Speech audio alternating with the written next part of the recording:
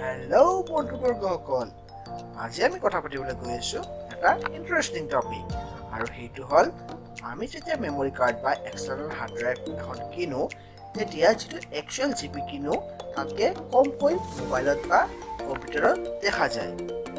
ধৰি লওক, যদি আমি 32 জিবিৰ মেমৰি এখন কিনো, তাতে অনলি 29.8ৰ ওচৰে পাজৰে জিবি শ্ব' কৰে। আপোনালোকে হয়তো ভাবে এইটো কিহৰ কাৰণে হ'ল, মোক ঠগিলে নেকি দোকানী? আৰু ইয়াৰ লগতে বহু মিসকনচেপশ্যন আছে, বাট ইয়াৰ একচুৱেল ফাণ্ডাটোনো কি হয় আপুনি হয়তো নাজানে। চ' আজি এই ভিডিঅ'টিত মই চিম্পুলকৈ বুজাব ট্ৰাই কৰিম যে এইটো কিয় হয় বা 3 জিবিৰ এই লছটো কিয় হ'ল। তেনেহ'লে বেছি পলম নকৰি বলক ভিডিঅ'টোৰ আৰম্ভ কৰি দিওঁ।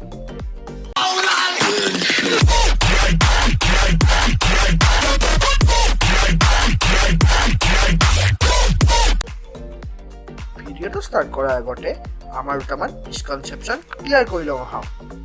মেক্সিমামে কি ভাবে, যিখিনি কম জিবি আছে সেইখিনি ৰিচাইকেল বিন হিচাপে কম্পিউটাৰ বা মেমৰিত ষ্ট'ৰ হৈ থাকে, যিটো কোনো পধ্যেই নহয়।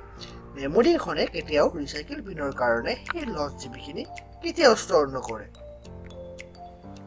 আৰু কিছুমানে কি ভাবে যে সেই লছ জিবিখিনি মেনুফেকচাৰ কোম্পানীৰ লাভ।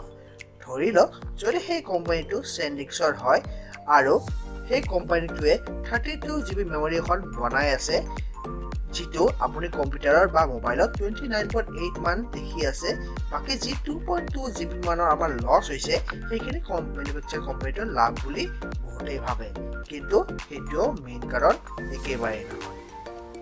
তেনেহ'লে মেইন কাৰণটোনো কি, তাকে জানিবলৈ ভিডিঅ'টো শেষলৈ চাই থাকক।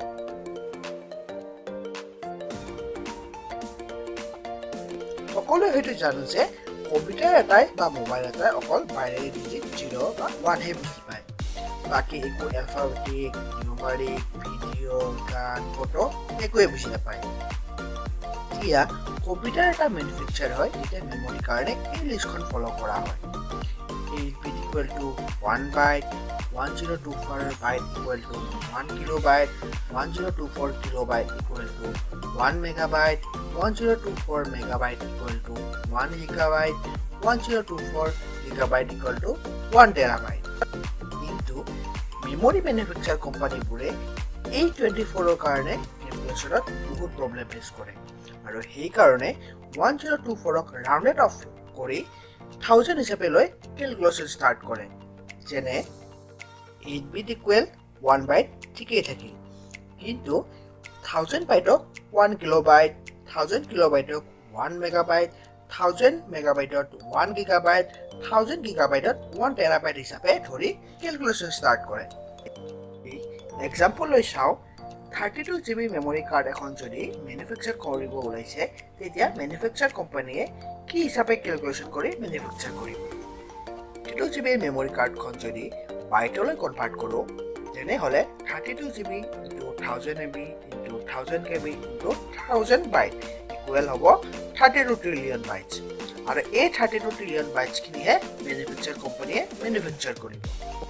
কিন্তু যেতিয়া কম্পিউটাৰ বা মোবাইলত এই মেমৰি কাৰ্ডখন লগাব, তেতিয়া কম্পিউটাৰ বা মোবাইলটোৱে 1024 হিচাপেই লৈ কেলকুলেশ্যন ষ্টাৰ্ট কৰিব, কিয়নো অলৰেডি কম্পিউটাৰত মেমৰিৰ কাৰণে কেলকুলেশ্যনটো 1024 হিচাপে ছেট আপ হৈ আছে। চ' কম্পিউটাৰটোৱে এই গোটেইখিনি 1024 MB ইনটু 1024 KB ইনটু 1024 বাইটেডহে ডিভাইড কৰিব। যদি আমি মেনুফেকচাৰ বা কম্পিউটাৰৰ মেমৰি ছেটআপখিনি ডিভাইড কৰোঁ, তেতিয়া আমি 29.8 ৰিজাল্টটোহে পাম। সেয়েহে এই ফিগাৰটোৱে কম্পিউটাৰ বা মোবাইলত দেখা যাব, বা তাৰ ওচৰে পাজৰে এটা ফিগাৰ শ্ব' কৰিব।